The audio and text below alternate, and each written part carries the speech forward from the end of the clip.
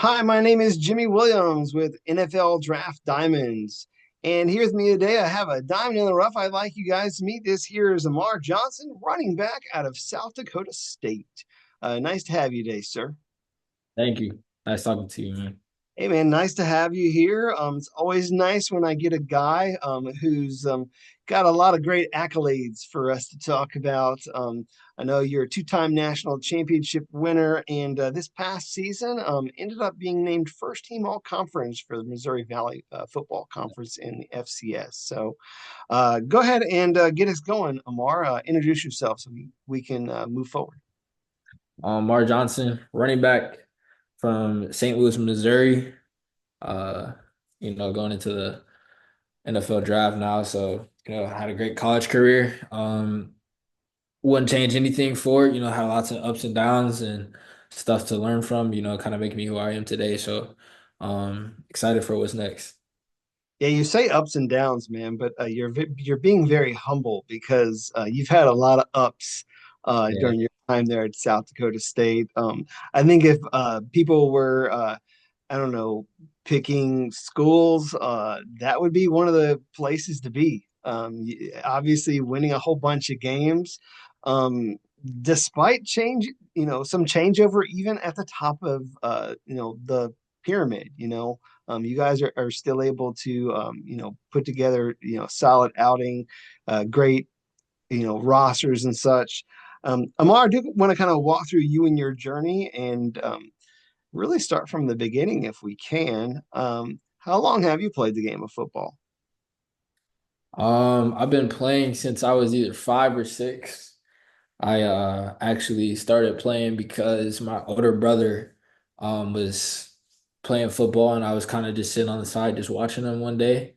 And coach walked up to me after practice, like asked my parents, does he want to play football? And I kind of looked at him and just smiled. And as a little kid, just had that big grin on his face, like, yeah, I want to play, of course. Playing with my older brother is huge. And since then, that's how the journey started. Gotcha. Were you always a running back, or did you play around with some other spots there as a youth, or what? As a youth, I probably played every position. I started off O lineman, then That's I moved, wild.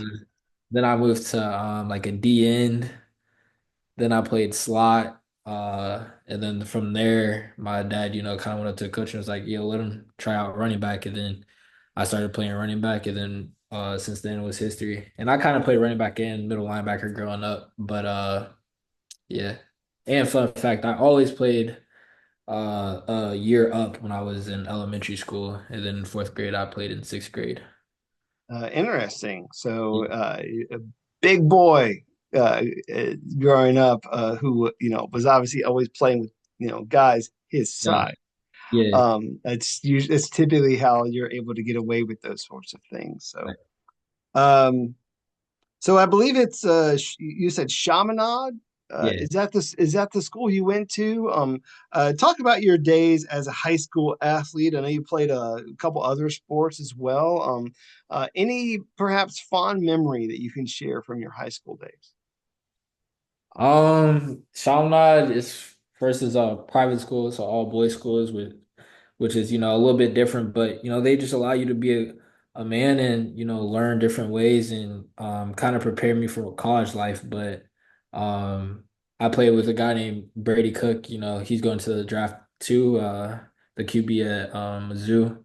One of my closest friends, still talk to him this day, but probably one of my favorite memories from there is he threw me a wheel route at Dismet, and it's just like this dope picture of us hugging each other, just smiling, and then you just never know. Like now, I kind of look at it, and we're both entering the NFL draft at the same time, so that's kind of dope. That's pretty cool. I like that. So out of high school, obviously you ended up at South Dakota State. Walk me through the recruiting process a little bit. What sold it for you to come to South Dakota State? Well, first, my recruitment was kind of a little bit crazy because of COVID. A lot of those, offers that I had kind of turned to PWOs a little bit. But South Dakota State, they stuck out from the jump, kind of day one. Um, when Coach Eck was, offense coordinator, Johnson was the RB coach. Them calling me every single day. Like Eck used to send me a text. I think probably Monday, Tuesday, Wednesday, Thursday, Friday, Saturday, Sunday, like, whatever it was, he was sending it to me, yo, we want you to be a jackrabbit. And same thing with Coach Lujan. Me and Lujan are like this now. A guy I can always trust, but uh, they kind of made it feel like home, going from a kind of a town where it's a lot of people to, a town where there's maybe 20,000 to 30,000 is a big difference. So when I got up there, they made me feel like I was part of family right off the back. And uh Coach Johnson actually told me, he was like, yo, if you come up here first, you're gonna commit here regardless. Like you're not gonna go anywhere else. And I kind of was like looking at him like, oh, that's not true. Then I went up there and I committed right away. So uh like I said, they made me feel like home, and the culture and the brotherhood was there. A lot of guys like Pierre Strong and Isaiah Davis was texting me, and before they even had the big names telling me to come up there, then those being my guys too. So So you name dropped a couple guys there. South Dakota State has really built up a great name and a solid culture yeah, there over the past several years. We're really looking at them as a school that is really able to develop, NFL caliber players. And you had mentioned some of the running backs coming out of there, seemingly running back you almost at the FCS RB, level. I mean, you're looking RB. at Pierre Strong, Isaiah Davis, and of course now you being perhaps the guy to get drafted this year.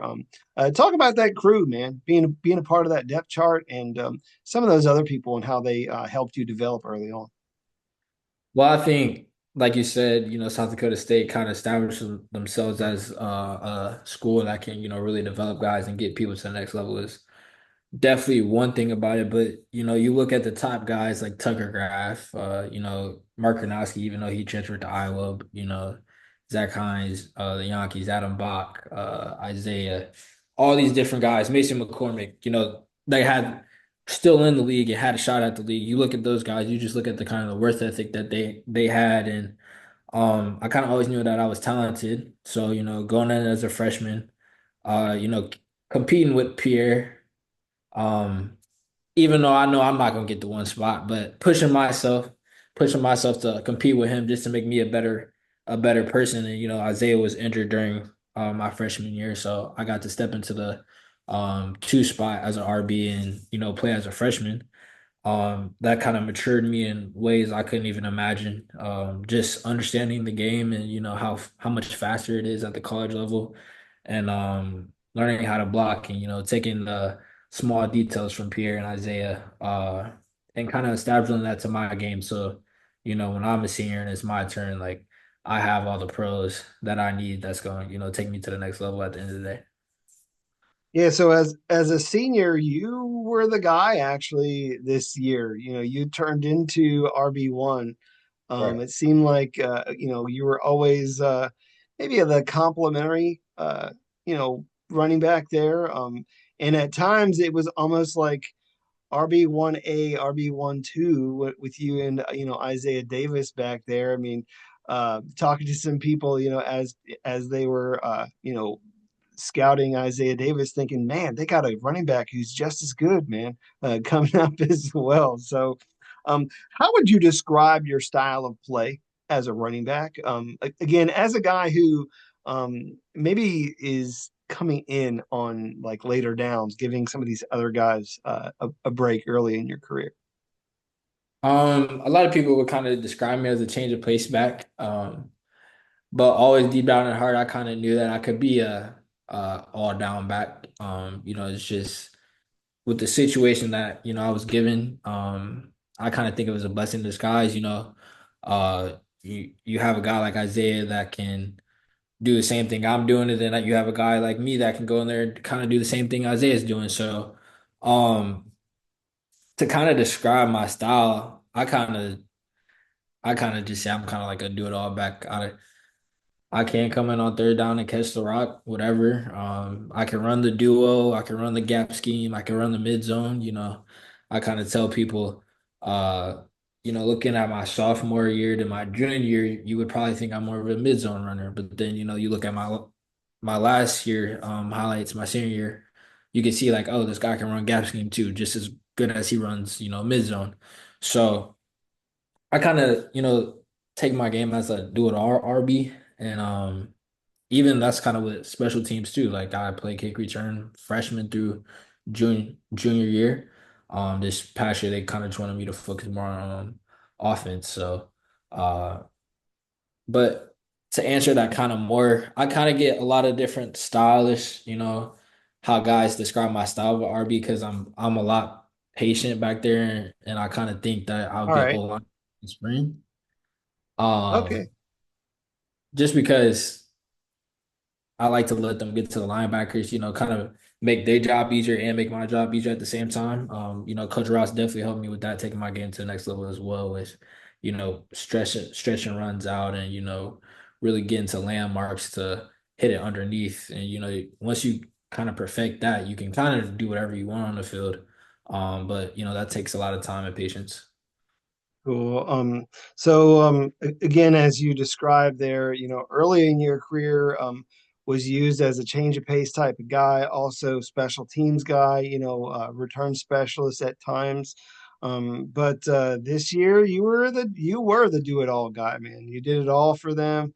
Were in there as much as possible, racked up a lot of yardage too, over 1,200 yards, 14 total touchdowns this year, named first team All Missouri Valley.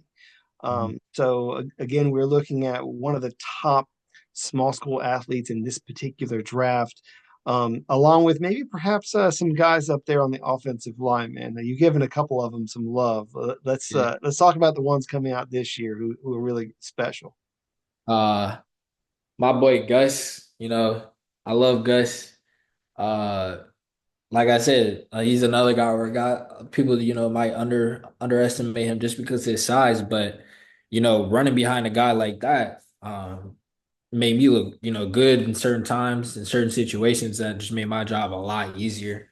And then you had a guy like Evan Bernstein, he transferred to Northwestern now. But a guy like him, watching Evan come a long way from my sophomore year and just see how much better he has gotten, just trusting the process and trusting what guys teach him. Uh Guys like that, and then playing behind two really good offensive linemen, Mason McCormick and Garrett Greenfield, I think that's every running Oh back's yeah, dream. that was Get behind guys like that, to pave the way for you. And that was a great time I had, running behind them. Mason is just a dog, gets down and dirty. I think he fits perfect with the Steelers, but that's my guy, and always wish him the best. But running behind an established O line, definitely helped me a lot too. And um the switch up this year, just meshing with those guys towards the end of the season very well, helped us a lot. And I think that kind of showed on film. cool. So South Dakota State, the program has been synonymous with winning these past handful of years, and I know we are looking at a guy who has won a couple of national championships. I know this particular season didn't exactly work out that way, but I mean, maybe perhaps leaving a little sour taste in your mouth. I don't know. What did you get the most out of this past season, man? I mean, are you walking away with your head held high, man? Talk to me.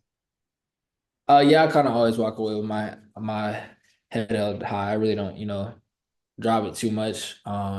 Just kind of the competitive nature in me, never want to show weakness. But Yeah. it does suck when you kind of lose into uh, the Bison. We don't like NDSU, so to end your college career on that. But we went out with a swing, so we can't really be too mad at it.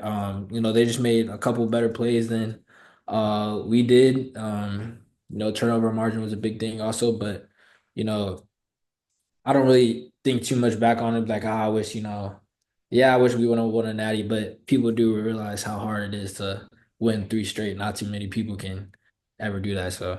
Oh yeah. And to say y'all have won too, I mean, Yeah. that's nice. It's nice to be able to walk away and say that you've gotten that. This past year, nothing to be ashamed of. 12-3 record. With one of those against an FBS opponent, which maybe perhaps some people thought that you had a chance of actually getting over on. Right. Starting things off kind of tough there against that opponent, but put together some solid games. Kind of want to walk through a couple of them. Mhm. So one of your earlier games was actually against Incarnate Ward, where you completely dominated them. Talk about that matchup, and then also the matchup where you saw them once again in the playoffs. Um, so that matchup it was kind of different. They kind of hung with us for a minute. And Coach Ross always stressed on me like, take what you get, take what you get. You always don't got to hit the home run. In that game, once I started, just taking what I was getting, things started opening up for me a lot more. And I'm pretty sure, I think it's my sophomore year, in NDSU when we won the Natty, and I kind of told the media like, once I get comfortable, it's going to be a long day for the other team.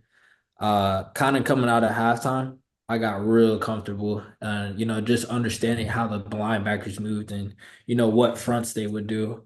Um, Definitely you can kind of see that towards after halftime, like, all right, like I kind of know what you guys are doing now. So I know how to press runs, I know how to stay hip to it with a puller and make it seem like I'm going outside to squeeze back underneath. So that game was kind of back and forth at first, but then once we really established the run game and like I said, once again, meshing with the O line, we kind of just took off from there. And I kind of think that's what really kind of got me that jump start to the season. And then kind of going to the playoffs, the team when I was watching on my film, they did look a lot more physical and a lot stronger. But like I like to tell people, it's different when you go up north and you got to play in that cold. And we've been practicing in it, so that I kind of took like I've never played the team again, and I kind of knew they would have my number, but like again, like I said again, once it kind of got comfortable and I got comfortable real early, it was just kind of from there like. I know what you guys are doing, and I kind of understand, the linebackers and what they do and things I need to press. So, um, I'll probably say, those are my two best games, probably SIU too, though. So, Yeah, that was the next one that I wanted to chit chat about because I mean I feel like that was probably your best I guess single game performance. You ended up going for 157 yards, two touchdowns. Best touchdown run this season, man. Where did that one come from? my best touchdown run this season, that one's hard. Uh, Probably NDSU in the semis. Before the game still goes to the Natty. That was probably my best one. I think just because I have been practicing that move all season, and I've done it a couple times, but like when I did it on like three defenders and then stiff arm the guy, and then I kind of watched it back on the sideline, I was like, okay, I really just did that. Like it didn't really seem real, but yeah, that would probably be my best run. Yeah, I mean when you're I mean it's kind of like this Madden-esque move, where you're Yeah, playing and you hit the spin button, yeah, and then you hit and then you try and press the other button to shrug the other guy off of you. Seemingly that you were able to like press all the buttons that mattered uh, in that particular game. So again, great outing this past year, putting yourself in a really good position moving forward as an NFL prospect. Where have you been like training and such for your time and then leading up to your pro day? Leading up to pro day, I was training in Minnesota.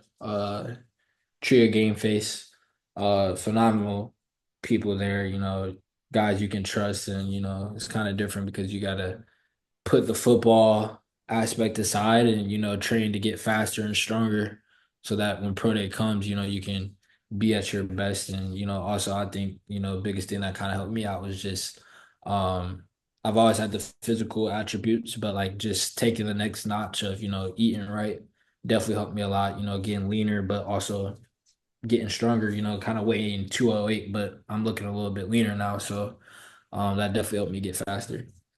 So current height and weight these days, what are we looking at? Uh, I think I measured in at pro day at like 5'9", like 6 inches or something like that, and 205 on the dot. So more or less 5'10", Yeah. you said 209, 210, something like that. I weighed in on pro day. I weighed in at like 205 on the dot, but usually I'd be weighing in at like 207. All right. 20. Hey, that's fair. Yeah. Certainly have some size to work with. Yeah. I think the best thing that we got from your pro day was a really damn good 40. Yeah. 439 is what some guys had you clocking. Yeah. Talk about your pro day, man. Some of the highlights of that, and maybe even some of the interactions you have with Scout. Pro day was really good for me, kind of put my name on the map. I kind of always had that feeling in my gut, kind of like if I run a good 40, I'm gonna be straight with everything else just because like change of direction and lifting, that's always kind of been my thing. And I kind of already knew that the scouts was questioning my speed a little bit, just because uh I just something that I've always heard, them tell my coach that also. So I really stressed that on when I was, training, getting faster and, doing all the right things so that when that time comes, I can perform very well. And that's what I did. So uh kind of after that 40, things start kind of blowing up, a lot of scouts walking up to me, kind of talking to me. But I talked to the Packers a lot, the Vikings, Tampa Bay, Seahawks, Raiders. Um, Pretty much every scout there I talked to. Uh, so those interactions was, great. Uh, just hearing from the guys, kind of telling me, you'll get to the league and you'll be fine. Just keep that same worth ethic that you've had here, and you'll be okay. So hearing that, definitely was music to my ears. Coming especially coming from a small school. You kind of already under the radar a little bit, but putting yourself on a map like that, especially in a loaded RB room, um, especially for this draft, was huge. Yeah, but if we're being real, I don't know if there's too many guys who ran as well as you did at the NFL Combine. I mean, Yeah. I'm trying to think. Was there one? Like, It was a few like RJ Harvey from UCF. He had a fast one, but I don't think it was too many. yeah, but he's like 180. Yeah. So for me to move that to run a 4.39, especially on my size, that was definitely big for me. I was sitting. I was trying to think like off the top of my head. I mean, how many people would have? I mean, and Right. again, you're over 200 pounds, man. Like you're hauling, some mass there. I mean, Right. you're not like a little stick like some of these people. Like you can bring it. So I had to. Sorry to throw shade on the other guy, but No, I'm trying to hype you up, man. We're looking at a guy who can really get after it, at the next level. So. I do want to take a brief time to meet the guy off the field a little bit, see if there's anything else that we need to learn about you. I don't know, man, any fun facts, anything interesting, hobbies. You got any special talents or something? Like you play the oboe? Tell me a little bit something about you. no. Well, one, my hobbies definitely. I love playing video games. I play a little bit of everything. All right. FIFA, whatever it is, I probably play it. Um, some like fun facts about me. I actually have a minor in interior design, so Okay. I like to kind of like design houses. I always tell people like whenever I get to league, get my big house, I'm gonna be the guy who does all the floor plans and makes it to how he wants it, just because I know what I'm doing now. And I'm also a really good drawer too. So uh, I always was drawing growing up as a kid. One Christmas, my mom got me like this coloring book with all these Sharpies and stuff. I always used to just draw. Okay. Kind of, Coach Rogers always say I'm like a creative guy. Like if he had any, what should we do here or anything like that, Coach Rogers always come to me asking me. kind of use my brain. So um, that I got older brother. Um, he went to Mizzou, graduated there, and I have two younger siblings.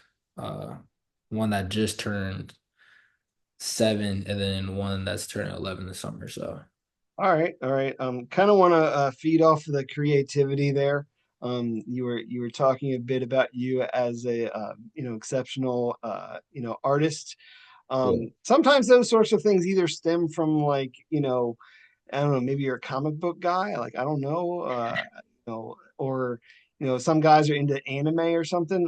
What is that for you, man? Where does that stem from? Um, I really couldn't tell you. I just kind of always grew up. I've never. I mean, I've seen anime and watched it a couple of times, but I'm not a guy that's gonna turn on anime or watch read comic books or anything like that. But I've always kind of just had that creative, nature when I'm growing up, and just I think that's kind of where I kind of went to go to school for interior design. Just putting things out there, even though a lot of my stuff might be similar. I'm like a really simple but nice looking guy. So Okay. a lot of stuff you'll see me draw is gonna be simple but super nice. Like it's not gonna be too much.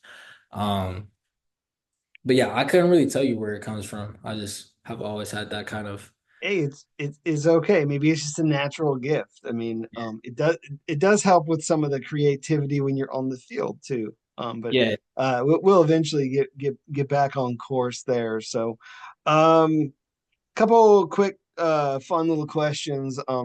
I don't know if you're too big of a Marvel guy, but what would you say is maybe one of your favorite movies that you've watched? Favorite movies. I'm a scary movie guy, so I like have you seen Talk to Me? I'm not big of a scary movie guy, to Yeah, be like honest. So, I mean, Talk to Me is probably one of my favorite movies. Uh, I couldn't tell you what my favorite movie before that was just because I like Talk to Me so much now. Like it's just such an intriguing movie, and it's kind of to me it's probably not that scary because I always watch scary movies, but like just the plot and the kind of the twist that happens is definitely I enjoy watching. so do you watch the scary movies for that, like, I don't know, thrill of adrenaline of actually being scared, or do you critique it, or do you laugh at the people that get splashed? I mean, Uh, I'd probably since I really don't get scared, I really probably wouldn't watch it for that. I think I kind of just watch it for the plot of like, okay, this is a good movie. Like, what's gonna happen next? Kind of like all that, leave me on the edge. gotcha. Um, that's probably why I watch scary movies the most. But like I said, it's kind of hard to come against a really good scary movie nowadays, just because you can kind of tell what's gonna happen. Oh yeah, I mean, you're just waiting. You're like, Yeah, go ahead and get it done. yeah, Thinking about my own background, I mean, I think now, like when I go back and look at like the Nightmare on Elm Street stuff, I'm laughing at that stuff now. yeah, Like yeah. it's just so funny, how Freddy Krueger acts in that movie. Right. I don't know. It's just looking at it now is just so different than when you were like maybe 7 years old. Yeah, So, when you was a kid, a lot of that stuff was probably scary, but once you get older, it's like, oh yeah, yeah, it's completely funny. yeah, You got Robert Englund makes me laugh. right. Um, cool, man. Do need to kind of wrap up our time, but one more question. Is there maybe a guy at the next level who you're maybe hoping to play alongside here soon? I mean, I don't know if there's maybe a quarterback that you were thinking of, or some of these guys that have been, I don't know, very good to you as blockers on your team. Kind of be Um, nice to see you. I don't know, maybe up in Green Bay with Kraft. I mean, what do you yeah. think? I kind of been thinking about that lately too. I love to play with any of my guys again that's still, still in the league. So any one of those guys, Tucker, Mason, Zay, I think Chris Oladoka is still with the Chiefs or something like that. So even if it's any guys like that, but I would probably say if I could play beside like anybody, it would probably be that's like not one of my friends that's in the league. Probably like a Pat Mahomes. Like I feel like just being right next to him in the backfield would be kind of like, oh, this is kind of crazy right now. Hey, Him or yeah, yeah, I why feel like not? if I'm going against a top name linebacker. Like if I have Fred Warner or something, and Okay.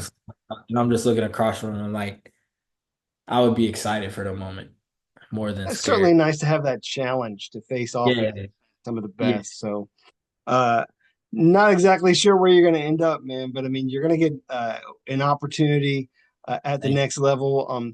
May even find yourself being drafted here very you. soon. So, very exciting next few weeks as we look towards that. As we close up shop here, Mar, go ahead and tell all these people really what makes you a great prospect in this draft and what a team would be getting in you if they took that opportunity and selected you. Like I said earlier, you just kind of getting another guy who understands the game. In the backfield, like kind of, I describe it as another quarterback, a guy who can do it all. I can run, the gap schemes. I can run mid zone. I can run all that inside zone. Whatever it is, I'm not limited to anything. Whatever team I go to, I know I'm going to be able to adapt to the scheme that they run. So, I'm not worried about any of that. Also, you got a guy that's going to come in and play special teams and give it his all. And I come from a winning culture, so that's what I want to do is do whatever it takes to help the team win. And like you've kind of said, I've always kind of described myself as, whoever comes to get me, in the long run, they're gonna be like, oh, we got to steal. So yeah, that's how I would describe it. Well, whether or not you're going to be playing with one of your, former Jackrabbit teammates, you are going to make one team very happy whenever you get into the locker room there. But Mar, want to wish you all the best as you Thank, pursue your dreams. Okay, thank you. sure thing. Once again, I got Amar Johnson, running back, South Dakota State Jackrabbits, looking to make a name for himself very soon. So take it easy.